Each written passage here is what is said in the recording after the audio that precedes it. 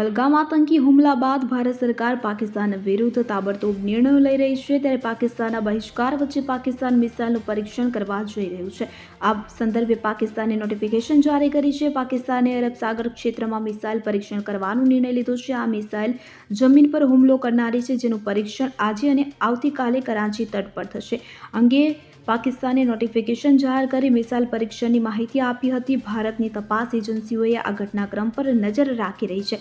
આ મામલે ગૃહ મંત્રાલયના રો અને આઈબી ચીફના ગૃહ સચિવ સાથે ઉચ્ચસ્તરીય બેઠક યોજાશે। ઉલ્લેખનીય છે કે મંગળવારે 22 એપ્રિલના રોજ સાંજે પહલગામમાં આતંકી હુમલો થયો હતો, કે જેમાં પર્યટકો અને સ્થાનિકોને નિશાન બનાવાતા હુમલામાં 28 લોકોના મોત અને 20થી વધુ લોકો ઘાયલ થયા હતા। નિર્દયી હુમલા બાદ કેન્દ્ર સરકારે ગઈકાલે CCSની બેઠક યોજી પાકિસ્તાન સાથેની 65 વર્ષ જૂના સંધિ જળ કરાર પર રોક મૂકી છે। પાકિસ્તાન જ્યાં સુધી આતંકવાદી સમર્થન આપવાનું બંધ નહીં કરે ત્યાં સુધી કરાર પર પ્રતિબંધ લાગુ રહેશે।